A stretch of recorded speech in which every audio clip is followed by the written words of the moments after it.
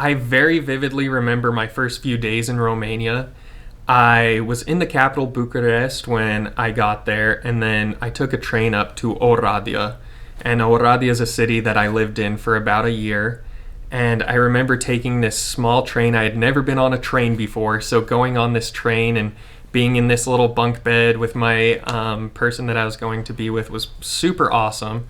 It was a super cool experience. And then I got to Oradea, and there were all these cobblestone streets that I was carrying my luggage across, and I remember the smell. The smell was totally different from America, and it was gray skies that day, and we were around these apartment blocks. So just those first few moments, I was in total culture shock from being in America, growing up in a farming city, and coming to this pretty big town for me, something a couple 100,000 people, and seeing so many people having all these different sights and sounds. But it was incredible.